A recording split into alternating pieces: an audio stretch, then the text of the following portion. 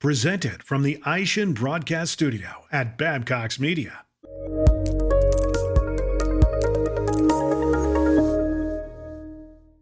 Right part, right place, right time. Data drives the $400 billion parts and service market. That's why Epicor, with more than 50 years of automotive industry leadership, built the industry's premier digital data network, delivering market, vehicle, part, tire, and repair intelligence that fosters growth at every level of the aftermarket. Hello, and welcome to Aftermarket News' Year in Review, where we bring to you the most significant news happening in the 2024 automotive aftermarket. I'm Emma Henderson, Managing Editor of Aftermarket News. And I'm Jeff White, Managing Editor at Counterman Magazine. Right now, we're going to bring you the grand finale of our 2024 Year in Review. These are the top newsmakers of the year. These are people you've seen on episodes of Drivetime or maybe read insight from on aftermarketnews.com.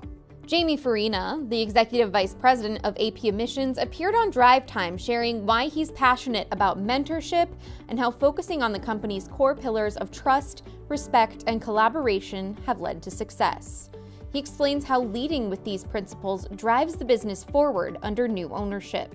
And Mike Moeller, Executive Vice President and Chief Purchasing Officer with the Automotive Parts Services Group, inspired Drivetime watchers with his story of growing up in the automotive aftermarket at his family's warehouse distribution center. Those early days led him to a successful career at Federal Mogul, the National Pronto Association, and APSG.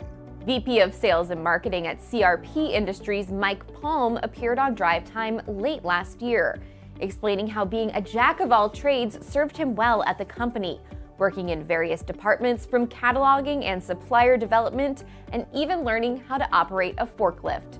Palm emphasized the importance of companies getting to know their customers to be successful.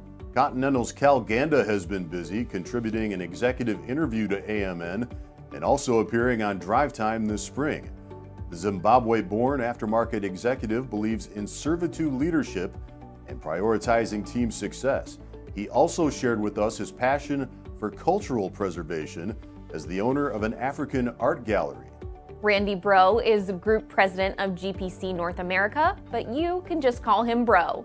He spent 26 years in manufacturing before switching over to distribution and climbing the career ladder.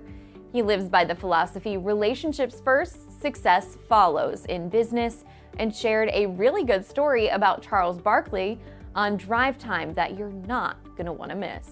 Grace Hubbis began working in the automotive aftermarket as soon as she was big enough to push a broom at her family's business, Hubbis Auto and Truck Supplies Incorporated. Now she works as their marketing and training director, but is also making waves well beyond by encouraging people in the industry to get involved with organizations like the Young Auto Care Network Group, or YANG. The current director at KYB Americas, Mike Fiorito, used his time on the Drivetime podcast to inspire others to be both a mentor and seek out mentorship. Under his leadership, KYB has distinguished itself in a competitive market by offering precisely engineered products tailored to specific vehicles, emphasizing their commitment to quality over quantity. Kirk Wilkes has spent more than 25 years of his career working at family-owned Mann & Hummel. He is the first American president and CEO of the German company. He says his deep respect for the company's history and culture have helped him find success in the role as they work to be a leader in filtration. Motorcar Parts of America's Mario Garza started working in the aftermarket as a part-time gig and is now the company's vice president of marketing. He sat down for a 5 minutes with interview with AMN and talked about why sustainability is such a big deal for MPA and shared his dream car is a 1965 Ford Mustang. Jerry Conroy entered the aftermarket by chance when he landed an internship at Bendix in his hometown of Elyria, Ohio. After spending 17 years with the company, he joined Schaeffler, where he now serves as Vice President of USA and Canada's automotive aftermarket. Looking ahead, Schaeffler's strategic endeavors in e-mobility represent a significant area of focus to Conroy. And that's our roundup of the 2024 Year in Review Newsmakers. Thank you so much to everyone who has appeared in or read Aftermarket News, whether it be in print, digital, or of course, on video. Now, if you want to see more Year in Review, go right on over to aftermarketnews.com.